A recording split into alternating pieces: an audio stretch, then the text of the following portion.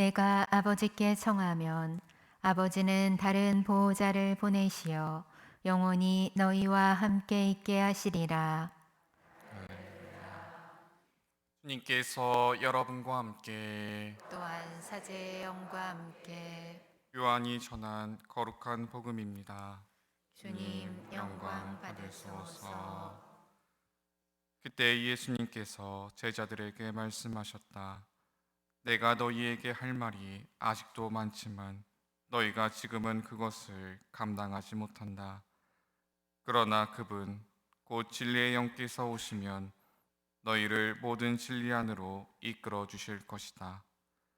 그분께서는 스스로 이야기하지 않으시고 들으시는 것만 이야기하시며 또 앞으로 올 일들을 너희에게 알려주실 것이다. 그분께서 나를 영광스럽게 하실 것이다. 나에게서 받아 너희에게 알려주실 것이기 때문이다. 아버지께서 가지고 계신 것은 모두 나의 것이다. 그렇기 때문에 성령께서 나에게서 받아 너희에게 알려주실 것이라고 내가 말하였다. 주님의 말씀입니다. 그리스도님. 앉으십시오. 참 예수님. 제가 신학교에 입학한 지 얼마 지나지 않은 초년생 시절 때 기억 남는 일화가 있어서 여러분과 함께 나눠보고자 합니다. 한 11년 전 얘기입니다. 신학교이니만큼 이 모든 수업 시간이랑 시험 때 모든 것에 있어서 그 시작은 항상 기도로서 시작합니다. 시험 때도 이렇게 문제지를 주고 가시면서 교수님이 이제 기도로서 시험을 시작하게 됩니다. 그때도 이제 다 같이 주님의 기도를 마치고 시험을 시작했습니다. 쓰고 있는데 이 옆에 있는 책상을 굳이 볼 필요는 없는데 부시럭거리는 소리가 들리더라고요. 하나 보니까 가방에서 이렇게 십자고상 하나랑 묵주를 이렇게 꺼내놓고 가만히 눈을 감고 이러고 있더라고요. 그래서 제 하나 싶어가지고, 근데 차마 시험 볼 때니까 말은 걸지 못하고 가만히 보고만 있었습니다. 왜 저럴까 생각하고 끝나고 나서 물어봤습니다. 너 아까 뭐 한 거야? 그러니까 그 친구가 하는 얘기가, 내가 아는 건 쓸 수 있는데 모르는 건 예수님이 써주시지 않을까라고. 예, 참, 오늘 복음 말씀과 똑같은 얘기를 했습니다. 앞으로 올 일들을 너희에게 알려주실 것이다.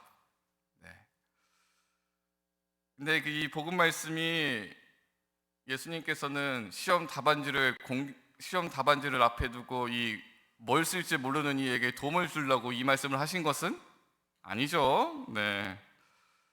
분명히 아닐 겁니다. 중요한 거는 이분도 신부님 돼서 잘 살고 있습니다. 어쨌든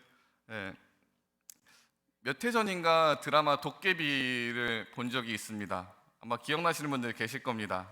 거기서 딱 대사 한 줄이 귀에 딱 들어왔는데, 신은 그저 질문하는 자일 뿐 운명은 내가 던지는 질문이다. 답은 그대들이 찾아라. 이 드라마의 세계관, 또 지금의 현실, 또 우리 각자가 처해진 입장은 다르지만 던지는 화두는 동일합니다. 신은 언제든 요청만 하면 답을 찾아주는, 해답을 건네주는 이 요술램프의 진위와 같지 않다는 것입니다. 예수님께서도 모든 공경을 피해가기 위해 모든 것을 알려주신다고 말씀하신 것이 아닙니다. 만일 예수님께서 제자들을 위해 그런 말씀을 하셨다면 그 첫 번째 당사자는 예수님이셔만 했습니다. 오늘 복음 전에 이 최후의 만찬 이걸 보면은 이미 유다는 배반하러 그 자리를 떠났습니다. 예수님께서 빵을 적셔 주시면서 하시죠. 가서 내가 하려던 일을 하여라. 그런 제자의 배신, 또 십자가의 죽음이라는 그 얄궂은 상황 앞에서 예수님께서는 하느님 아버지께 이렇게 기도하셨습니다. 아빠, 아버지께서는 무엇이든 하실 수 있으시니 이 잔을 저에게서 거두어 주십시오. 그러나 제가 원하는 것을 하지 마시고 아버지께서 원하시는 것을 하십시오. 예수님도 이 하느님 아버지께서 원하시기만 하면은 이 십자가 죽음도 이 고난의 잔도 다 치워버리실 수 있으시는 분이라는 걸 알고 계셨습니다. 그런데 자신이 처한 상황을 벗어나기를 바라기보다는 아버지의 뜻이 이루어지기를 청하셨습니다. 그렇게 아버지 뜻에 순명하시어 십자가 죽음을 맞이함으로써 사도 바울의 말씀처럼 하느님 아버지를 영광스럽게 하셨고, 하느님께서는 이 십자가 죽음을 치욕으로 남기지 않으시고 예수님을 부활시키심으로써 또 아들을 영광스럽게 하셨습니다. 이미 이 모든 것을 알고 계시는 예수님께서는 제자들에게 성령을 진리로 이끌어 주시는 분으로, 앞으로 올 일들을 알려주시는 분으로 말씀해 주십니다. 이 부활식이 계속 봉독되는 사도행전을 보게 되면 한 가지 눈에 들어오는 게 있죠. 이제는 예수님께서 인도해 주시는 것이 아니라 제자들을 성령이 인도해 주십니다. 그리고 그것들이 계속 반복되죠. 환시 속에서 아니면 그 목소리 안에서. 그렇지만 그것을 보게 되면 그 인도하심이 공경을 없애주는 무언가가 아닙니다. 편안한 지름길이 아니라 공경과 역경에 마주하게 하는 그 힘과 용기를 전해주십니다.